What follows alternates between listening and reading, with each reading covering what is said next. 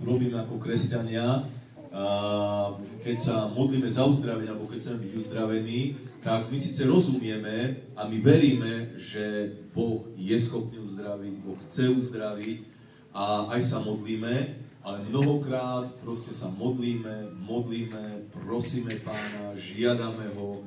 Keď sa to neprejaví, myslíme si, že prečo sa to nestalo a že keď sa budeme ešte viac modliť, že to príde. Ale povedali sme, že budeme hovoriť dnes večer o jednom tajomstve viery a to tajomstvo viery je, že prijať. Prijať. Ako hovoríme Slováci, just receive. Takže prijať, hej. Treba akurát prijať.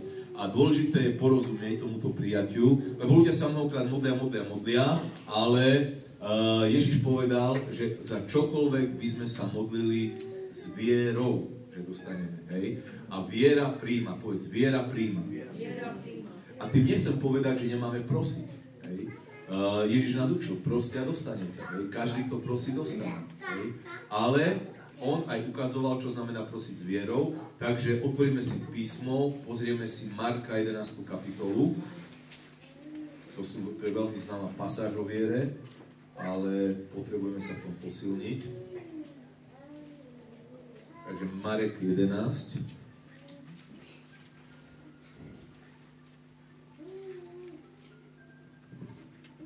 A prečítam celý kontext, lebo budem sa k tomu ešte vrácať potom. Takže od 20. verša. Keď včas ráno išli popri figovníku, videli, že je suchý, a síce nie, ešte prečítame predtým. 11. verš. Potom vošiel Ježiš do Jeruzalema, do chrámu a keď si všetko popozeral, išiel s 12 do Betánie, lebo už bolo neskoro. Keď na druhý deň vyšli z Betánie, vyhladol. Uzrúc ďaleka listnatý figovník, podišiel k nemu, či by na ňom niečo nenašiel. Ale keď prišiel tam, nenašiel nič, iba listie, lebo nebol ešte čas fík. Preto mu povedal Ježiš tomu figovníku, nech nikdy viac nikto neje z teba ovocie. Počuli to aj jeho učeníci.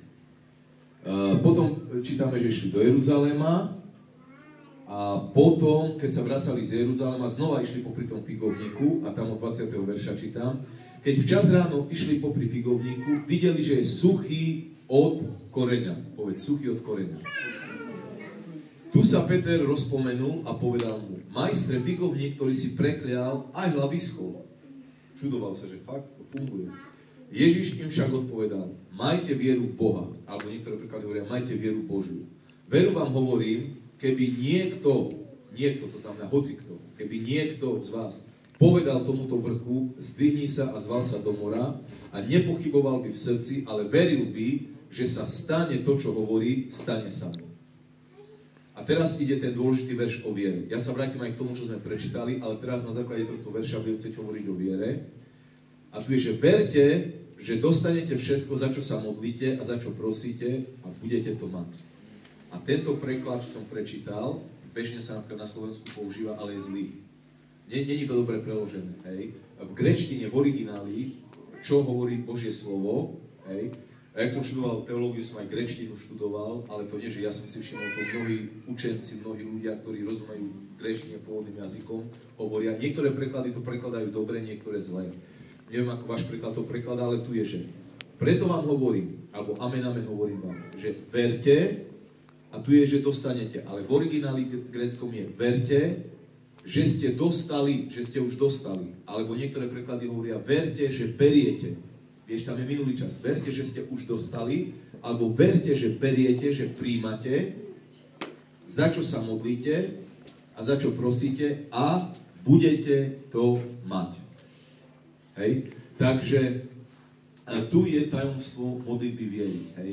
Čiže ako sa modliť za uzdravenie? Hej? V prvom rade my sme hovorili o tom, že Božia vôľa je uzdravenie. Človek sa ťažko môže s vierou za niečo modliť, keď nevie, čo je Božou vôľou. Hej? Ale keď už vieš, že Božia vôľa je uzdravenie, tak môžeš sa modliť s vierou.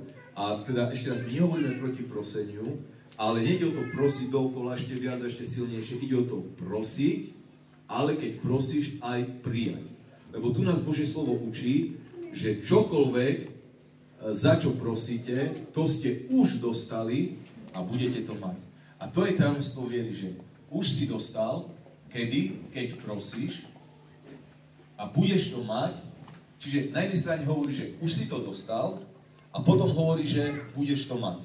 To je zaujímavé. Hej? A tu hovorí o dvoch veciach. Že keď človek prosí, vtedy má veriť, že berie. Že dostáva. Čiže otázka je, kedy dostaneš uzdravenie? Vtedy, keď prosíš, vtedy, keď berieš, vtedy ho príjmaš a budeš mať. To hovorí o tom, že ono sa to časom prejaví. A toto ľudia niekedy nerozumejú, že sa to až časom prejaví a dovtedy človek musí chodiť vo viere. Hej? A o tomto budeme hovoriť, lebo tu je